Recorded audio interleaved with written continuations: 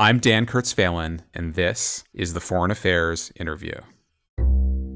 All the things that made kind of conventional neoliberal globalization possible, cheap capital, cheap energy, cheap labor, all those things are breaking apart. In recent years, many of the key assumptions and ideas that guided economic policy for decades have fallen apart. But in a world of inflation and supply chain problems and growing worries over climate change and national security, it is far from clear what ideas will replace the old ones. Rana Foroohar is a columnist and editor at the Financial Times. She's covered economic policy for years, and in an essay for Foreign Affairs and a new book titled Homecoming, she steps back to explain what went wrong and how the fallout is shaping global politics today.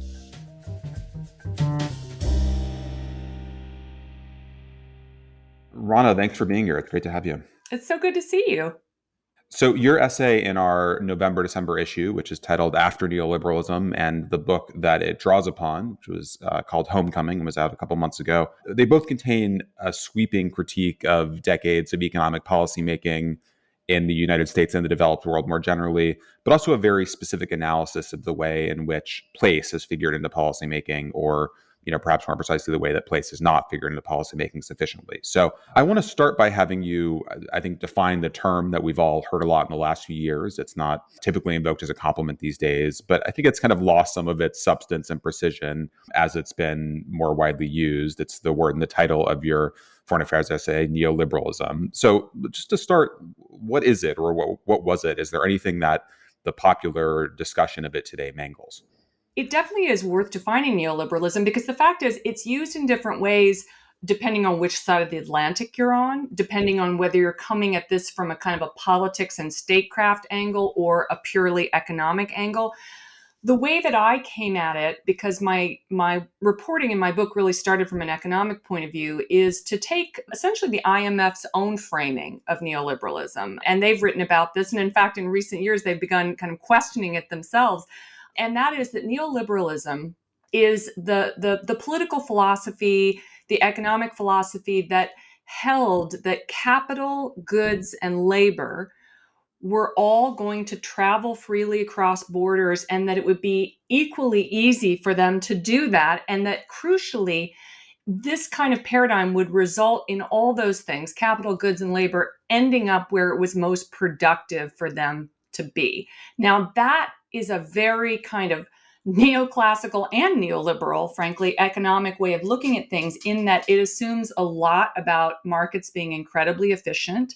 It assumes a lot about the idea that you can have a kind of a top-down economic philosophy. At a very practical level, it assumed something which we know is not true anymore, which is that capital travels a lot faster than either goods or labor. I mean, this is essentially, if I had to pick one lesson of the last half century of globalization, it is that capital always traveled faster than either goods, or more particularly than labor. And that's something that was really brought home to me in all the reporting. And as you know, one of the interviews that I did that was very galvanizing for me for the book was with the former labor leader, Richard Trumka, head of the AFL-CIO. He passed away a couple of years ago. Lovely, lovely man. And I had interviewed him about trade policy in the 1990s and in the 2000s. And in particular, I wanted to try and understand the current trade paradigm and the backlash against neoliberalism. I wanted to understand what the conversations had been when things like NAFTA were being negotiated, when there was the discussion about China coming into the WTO. And he told me something that I just found fascinating and stunning, which is that he said he had had a conversation with a Clintonian era policymaker at that time. And Trumka had said, look, these deals are going to kill us. We understand where you're going, but what are we going to do? Labor is really going to be, demolished, in many ways, in not just the US, but in many rich countries. And the policymaker said, well, we understand that. We know wages are going to fall in real terms, but don't worry, they're going to rise eventually. There's going to be that leveling out, leveling up, that term that we always hear. And Trumka said, well, okay, but how long is that going to take? And the policymaker said, 3 to 5 generations. And that, to me, just encompasses where we are right now.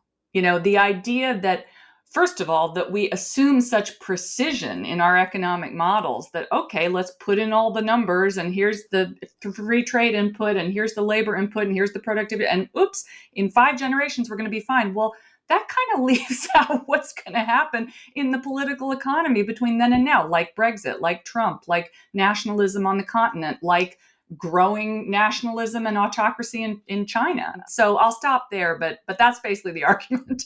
And you, I think, as much as anyone in this conversation has been kind of tracking this and analyzing this closely for the last couple of decades as the shift has happened. As you look back at that period, I think the rest of us look at the financial crisis and maybe Occupy Wall Street and the Trump campaign and presidency, which I think really brought this home for a lot of people. What were the moments that you, over the course of that span, started to really see the downsides and complexities of, I guess, what we would have called the Washington Consensus in the 90s and early aughts?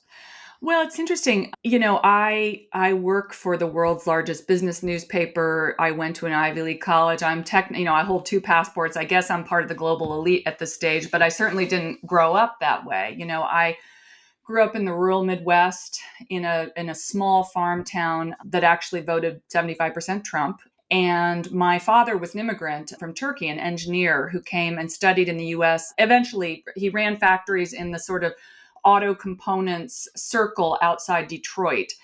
And my mother was a school teacher. My dad eventually was downsized because of some of the trends that I talk about in the book. But interestingly, he started a small manufacturing business, which also informed my optimism about where manufacturing might go. But suffice to say, the 80s and 90s for me, and in particular, the period of time when I was in college, when my father lost his job, in part because of the hollowing out of manufacturing in the Rust Belt, really kind of gave me a felt experience for the sharp edge of some of the trade policies that were being implemented. And so when I went to New York, graduated, started working in journalism, I worked at Newsweek and Time. And at that point, I was covering foreign affairs, I was covering economics, and you could not question the politics of free trade. I mean, you simply could not. It was, you would have, people would have just laughed. And I remember thinking to myself, there's a real disconnect between Wall Street and Main Street, between the coasts and the technocratic policy circles and the felt experience of many Americans, but also, frankly, as somebody who grew up actually being in factories and seeing how they operated, to me, there was a practical disconnect, which is that I could always see that the iteration of making things was actually important to innovation and competition and development in a way that subsequently has been proven out by an increasing body of research. People like Dan Bresnitz, the Canadian policymaker, have written about this. McKinsey's put out a lot of work on why manufacturing matters. You can just look at what happened in Taiwan, at this tiny little island that became the home to 92% of the world's high-end semiconductors. They did that because the industrial commons moved from the US, and Taiwan was able to continue to iterate, and move up the food chain. So I always felt that the kind of neoclassical, neoliberal economic theories that said, it's like Ricardo 101, doesn't matter whether you make wine or cloth, I was just never so sure that that was the case. And now, what I'm so interested in is that there are a lot of economists. I mean, Michael Pettis would be another great example. His book, Trade Wars or Class Wars, is, really fleshes out some of this, that it kind of does matter, and that there's a happy medium between classic Ricardian economics and protectionism. And you have to find that balance, and that the balance differs depending on countries. And then layer on to that behavioral economics and realpolitik, and the fact that, we live in a world that is not always rational and doesn't work the way the models think. It just led me to feel that we need to have a new conversation about trade policy, about globalization, and really about the balance between capital and labor, and how to make sure that it is fairer, because if it's not, we're going to get Trump again. We're going to get unsustainable politics that are going to make any backlash that, your audience and the kind of foreign policy community now thinks bad. It's going to make it look mild by comparison. So if one cost to the kind of thrust of mainstream policymaking in that era was to innovation and manufacturing base, I think another error was that you stress in the book and the piece was not paying attention to place, right? That we could step back and say, look, there'll be gains spread across the entire economy or the global economy.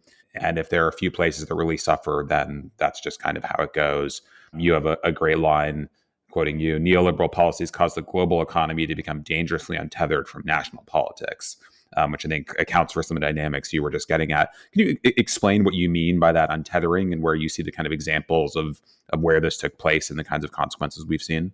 Yeah, absolutely. Well, first of all, I have to thank you guys for your brilliant editing. This idea that place matters. I feel like I actually buried the lead in some ways in the book. And I remember when I was working on this piece for you guys, you're like, "Well, I think what you're trying to say is place matters," and I'm like, "Oh yeah, maybe that should have been the title. I don't know."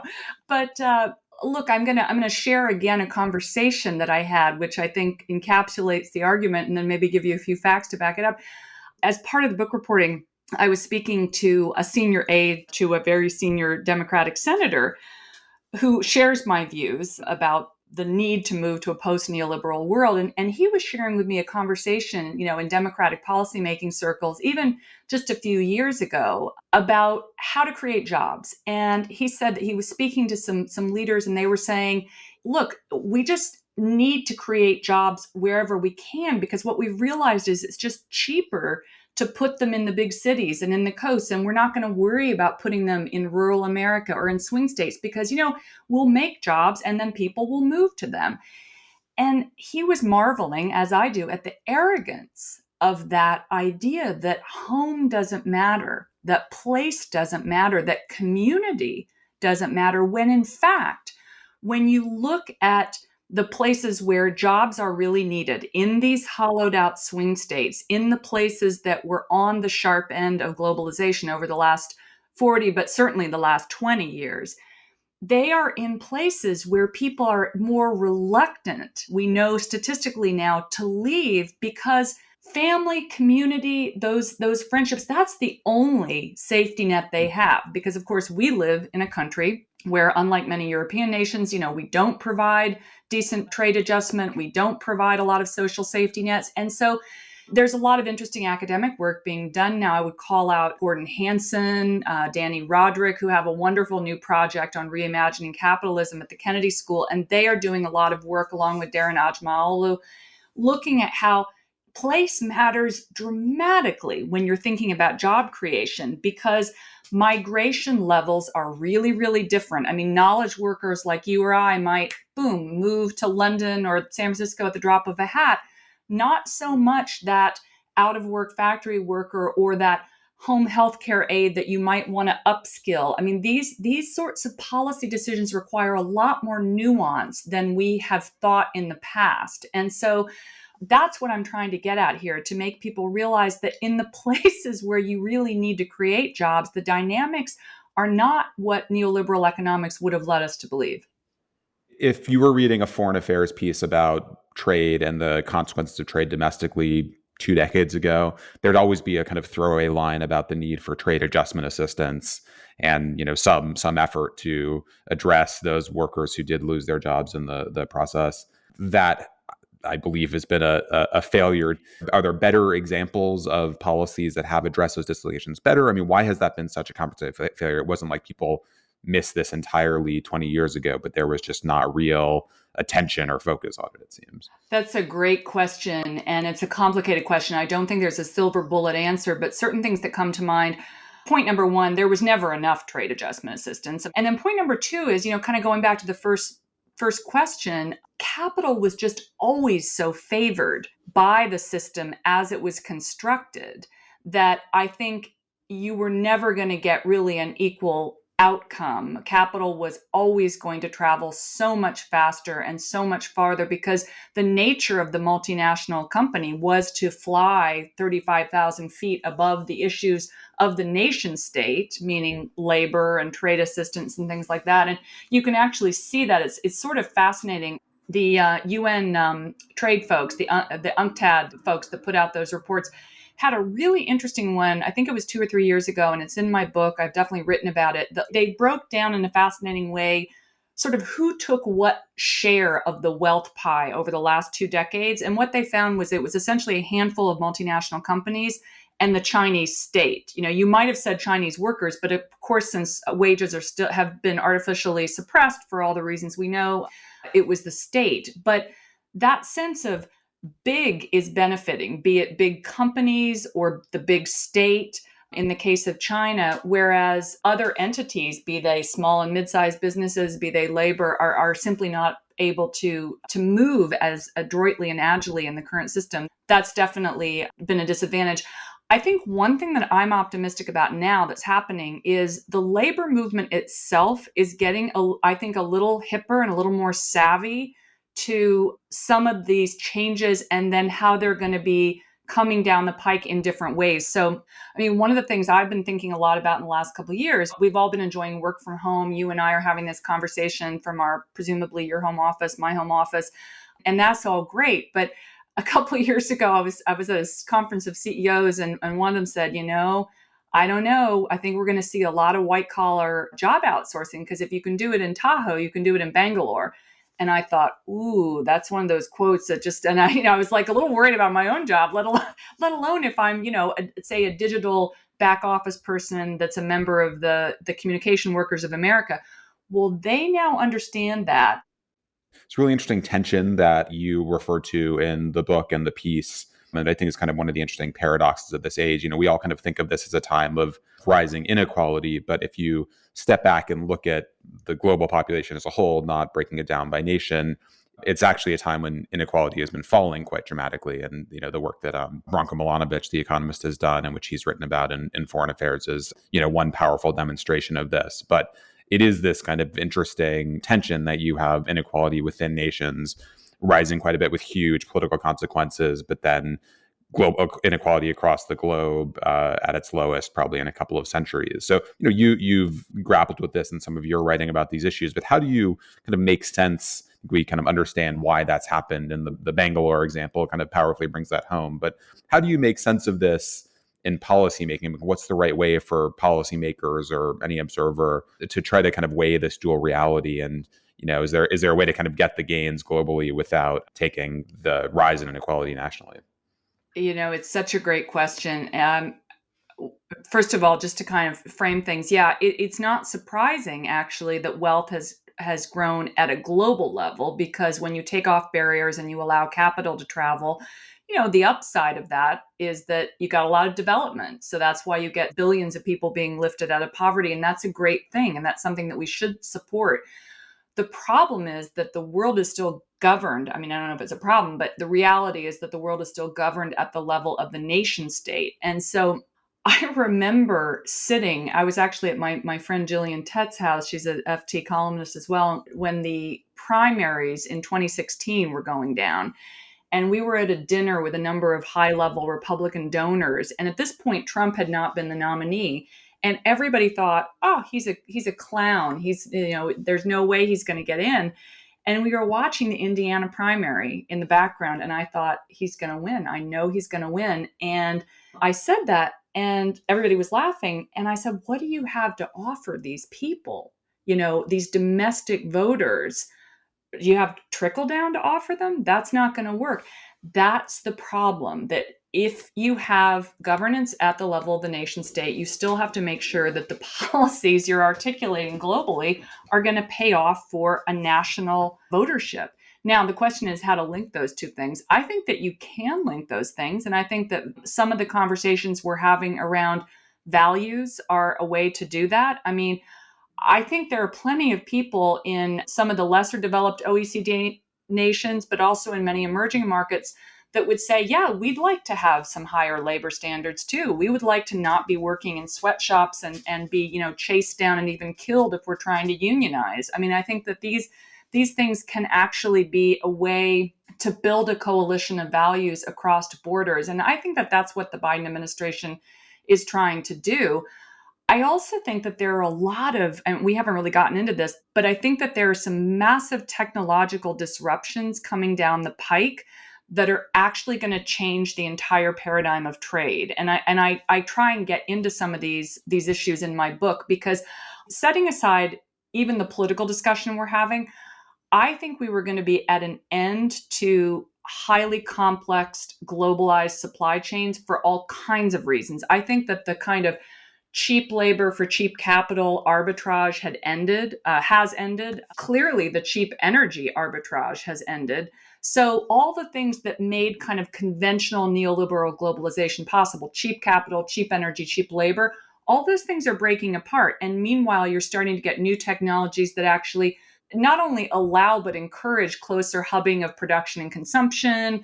So I think that a lot's going to change on the ground. I think we're slowly getting to a better world, but actually one of the things I'm thinking about as I'm speaking here is it's very difficult. We don't have a new unified field theory for the post-neoliberal era, and that's something that I find is problematic often, for myself as I try to talk about these topics. It's very difficult to puncture an old theory unless you have a new theory. And I was talking actually to the economist Joe Stiglitz about this the other day, because he's one of my sort of intellectual rabbis. And I said, I'm a journalist. I come at things from an inductive perspective. I'm out in the field and I'm gathering information and I'm seeing ways in which the theories are not working on the ground. I'm gathering evidence. Is this useful? Or do I need to be thinking about some new unified field theory? And he said, no. The way we're going to get to the new unified field theory is by continuing to gather that data and to look at all the ways that the old one isn't working. And then at some point, these pieces are going to come together. And I kind of think that's where we are right now. Yeah, I would just note that between Joe Stiglitz and Gordon Hanson and Danny Roderick, they've all been trying to do some of this in the pages of Foreign Affairs, and we'll continue to do our best to contribute. Totally, and you guys have been great about that, actually. And it's such, I must say, I just want to give a shout out, Dan, because it's so refreshing to see Foreign Affairs, which used to be the home of neoliberalism, to really be coming out and supporting this conversation. It's awesome. But let me raise one more foreign affairs piece that I think takes would have a sharper response to the kinds of arguments that you and Stiglitz and others have laid out. And that comes from Adam Posen, who wrote a piece in our pages a year ago arguing that the costs of the backlash are going to outweigh the gains, and that we should be much more aggressive about redistribution, but also be willing to continue promoting more free trade and integration and all the things that have characterized this era, even as we do more to redistribute wealth within national borders to address those dislocations. I mean, does that, to you, not quite get it? Is that inadequate?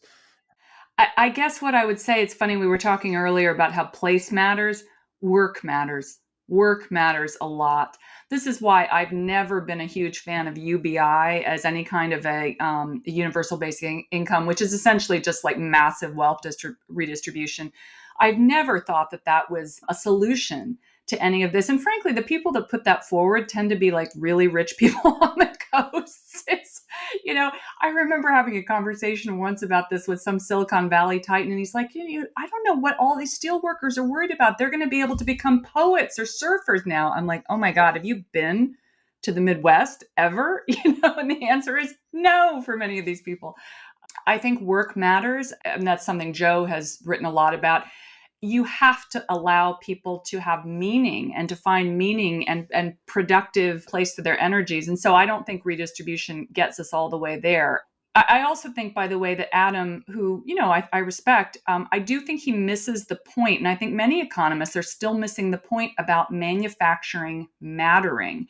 It actually really matters. And you see this, it's funny, this is more of a business story than an economic story, but I hope the policymakers start to pay attention to it.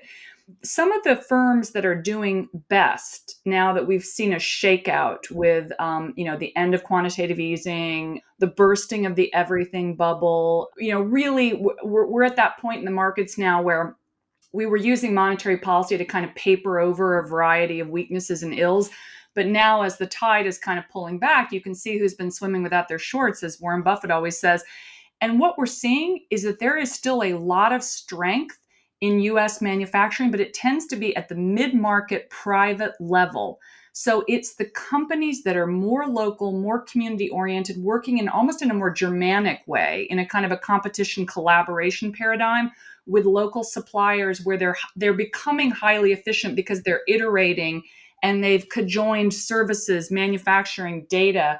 That's what we need now. And if you start to just go back to the old paradigm of cheap is all that matters, keep share prices up, keep consumer prices down, that's going to start to break apart some of those strengths that we actually need right now in an era that is, for a variety of reasons, becoming more regional, becoming more about redundancy as opposed to efficiency, which is good. I mean, it was incredibly ridiculous that we ever had 92% of all semiconductors in one tiny geopolitically contentious island. Like, we all know that now.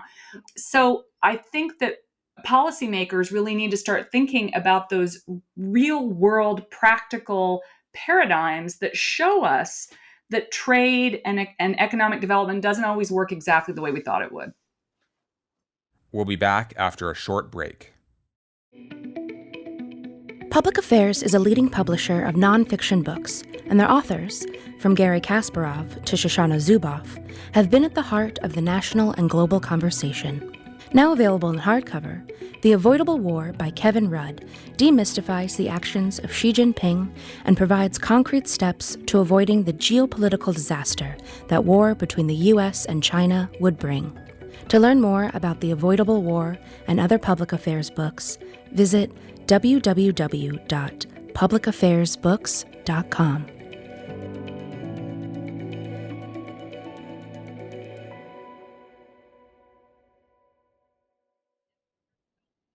So let's get at some of the policies that have changed before we talk about what still is, in your view, inadequate. You say in the piece that while we've made some steps to the new paradigm, there's still a lot of work to be done by policymakers over the coming years to really figure out what this new approach looks like.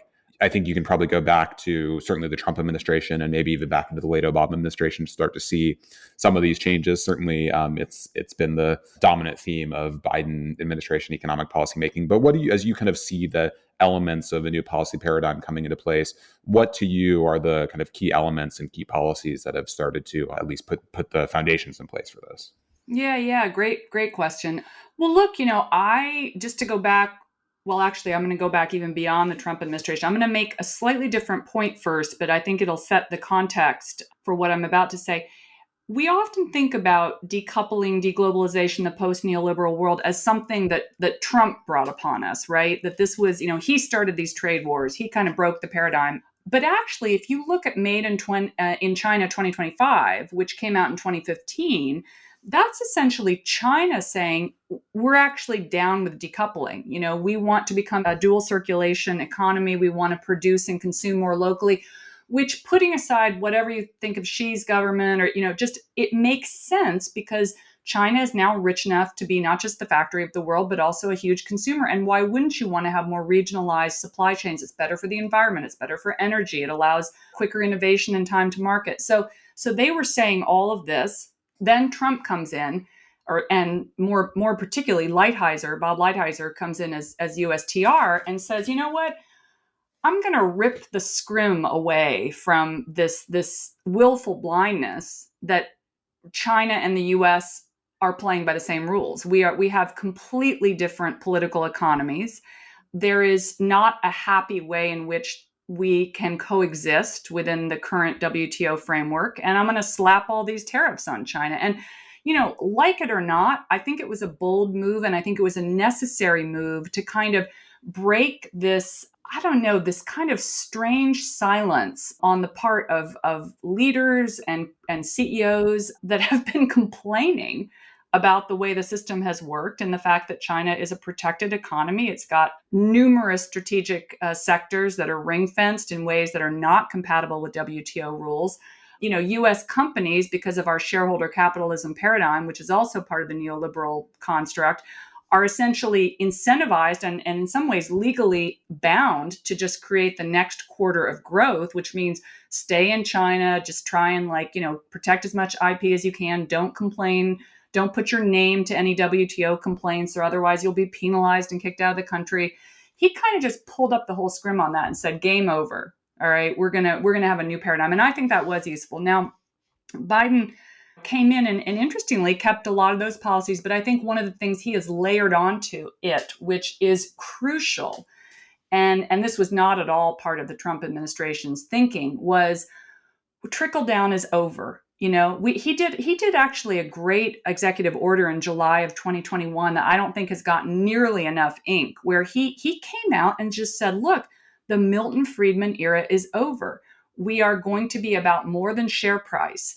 We are going to look at more than just consumer prices declining as a measure of thinking about corporate power. That gets into the whole new Brandeis movement, which I find totally fascinating.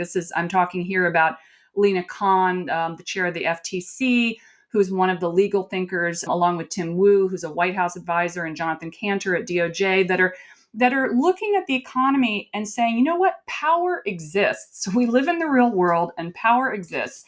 And particularly in a world of surveillance capitalism and data capitalism, how can you look at consumer prices as the only metric of well-being when oftentimes our transactions aren't even in dollars, they're in data. And so it's a barter transaction. And what does that mean? And they're looking at things like the ability of corporations post Citizen United and post many of the legal tweaks to just spend so much money hijacking the legislative process and the regulatory process and saying that matters, power matters. So Biden's EO in July of 2021, which said we are in the post-Friedman era, I think that we will look back when histories are being written and we will see that as one of those narrative turning points, almost like a Reagan era speech that we say, boom, that was one of the lines in the sand for the post-neoliberal era.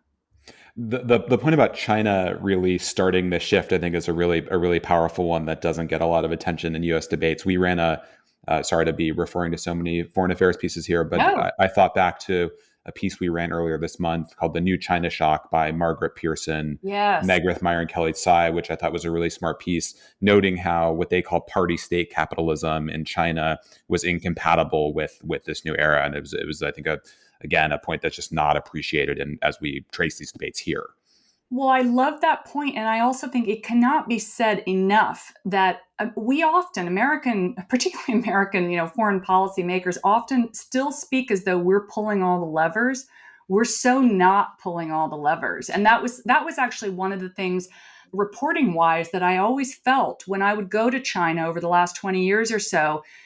You could just walk around and say, God, this is an amazing country, like America in many ways, very nuanced, very geographically different depending on where you are. But like, why would they ever come seamlessly into the Washington consensus? That seemed very arrogant to me. And I remember having a conversation once with a Danish wind company executive. This was several years ago, and this company was number one in the market at the time.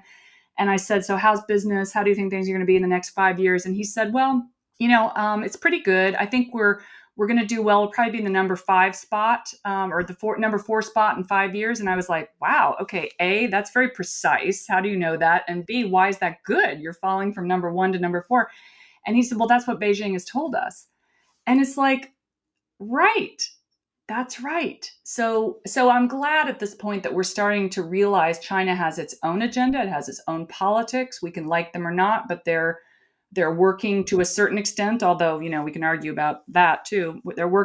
They have worked up until now to a certain extent for China. So you stress in various places that you are not opposed to trade. You are not opposed to certain forms of globalization, but that we need to kind of change the way we approach it, and we need a different kind of trade, a different kind of free trade. What might that look like if you kind of think through what the new approach is? What does that mean in terms of policymaking process, in terms of what kinds of agreements we should have?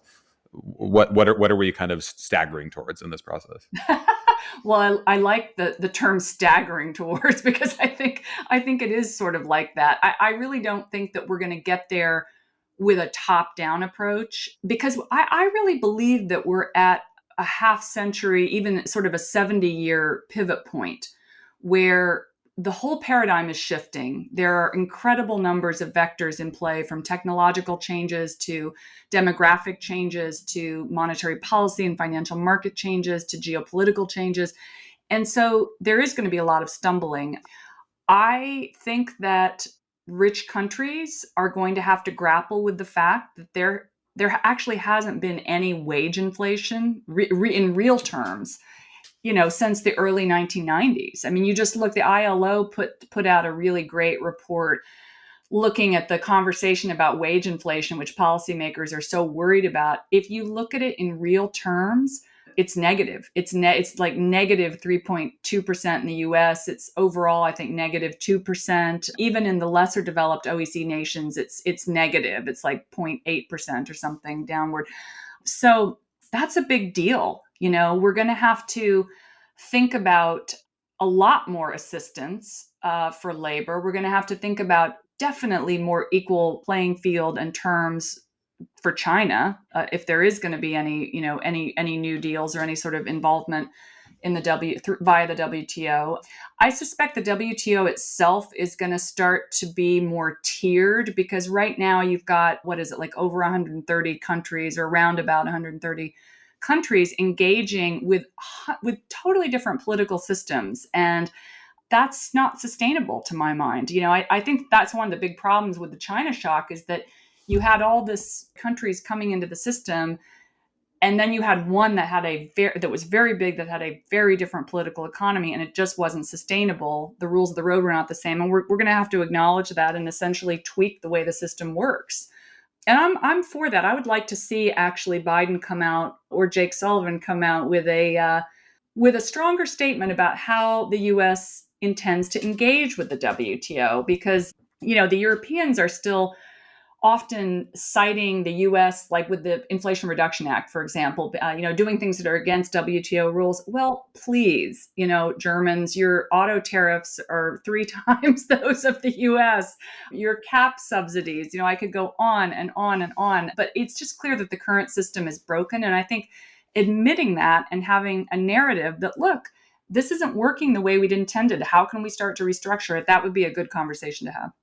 The other major change, which will have huge repercussions, has been the economic response to Russia's invasion of Ukraine. And that's, sanctions that have gone beyond anything we've ever seen, the attempt to put a price cap on Russian oil. I mean, kind of lots of really interesting uses of economic power by the US and its allies. Do you see that as having major structural implications for global economy going forward? And what do those look like? Yeah, I think it brings up, again, just in a much sharper context, this idea that place matters, values matter. It mattered that you got for Germany, it mattered tremendously that you got the majority of your gas from an autocrat. Like, at what point did that ever make sense? Except,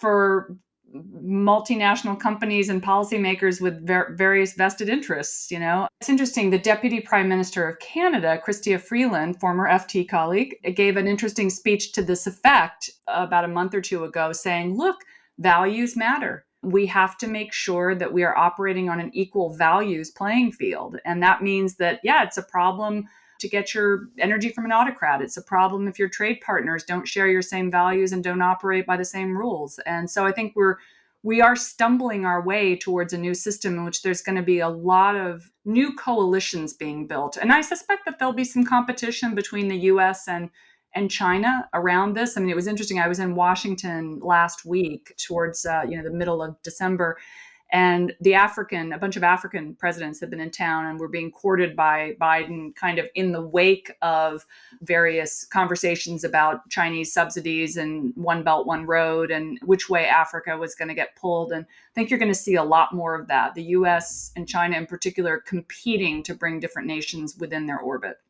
And I think the big question will be, is that done in a constructive way that benefits African development, or is it done in a destructive way, which will be, I think, one of the big questions for years ahead. Let me close on a very different note. This does not make an appearance in your foreign affairs piece, and I don't think in your book either, but you've done a lot of interesting writing about crypto, and this is a moment we're watching the meltdown of one of the biggest crypto exchanges, FTX.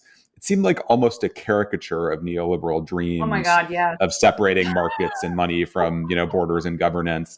And it was kind of remarkable that it was happening at the same time as you had this broader shift, and many of the same people who would be trashing neoliberalism in one breath would hail the kind of dawn of the crypto age in the next. How do you explain crypto's rise, especially in this context, and what consequence do you see of its what looks like it's kind of a decline, if not collapse, in this moment? Yeah, I love that question. Crypto is fascinating for just those reasons. For starters, I think if we weren't at the kind of apex and now, turning point of 40 years of neoliberal policy, crypto probably wouldn't even exist as it does now. Because think about it. Essentially, the everything bubble in the markets have been, I believe, created and abetted by the fact that we've had 40 years of trend easy monetary policy with a few blips and, discounting the last couple of years. But basically, you had rates going down, down, down, down, down for most of the last 4 decades. And that was because I believe policymakers of both stripes, both parties, kind of bought into the markets know best theory. And it's really easy because then you don't have to make those guns and butter, trade-offs between interest groups, and you can just throw it to the central bankers and say, you handle it. But the only tool they have in their toolbox is lower interest rates and quantitative easing. And so we've gotten a lot of both of that, particularly after the financial crisis, tons of easy money. After the second round of QE, I think there was just very little evidence to show that it was in fact doing much for Main Street, but it did a lot for Wall Street. All of us that have assets or homes have felt that.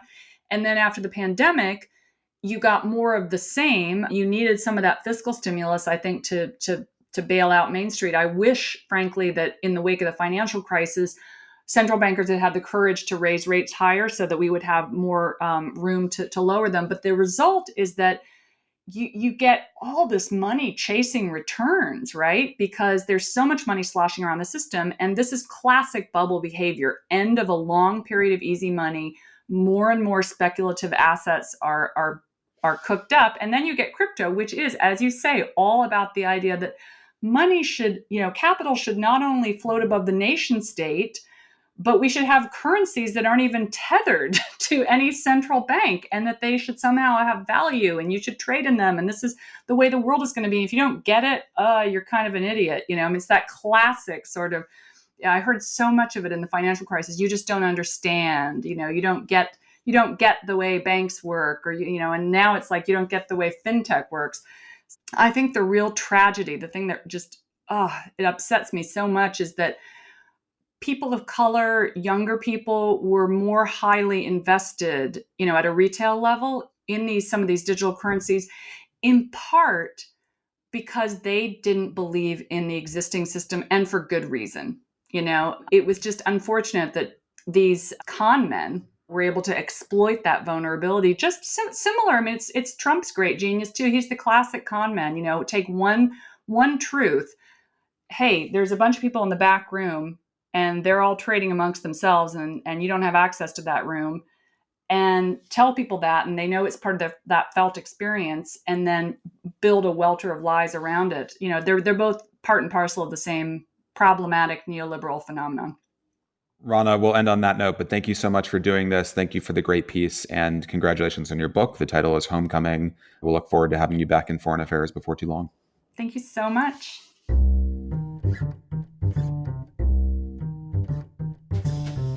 Thank you for listening. You can find the articles that we discussed on today's show at foreignaffairs.com. The Foreign Affairs interview is produced by Kate Brannon, Julia Fleming-Dresser, and Marcus Zachariah. Special thanks also to Grace Finlayson, Caitlin Joseph, Nora Revenaugh, Asher Ross, and Gabrielle Sierra. Our theme music was written and performed by Robin Hilton. Make sure you subscribe to the show wherever you listen to podcasts. And if you like what you heard, please take a minute to rate and review it. We release a new show every other Thursday. Thanks for listening.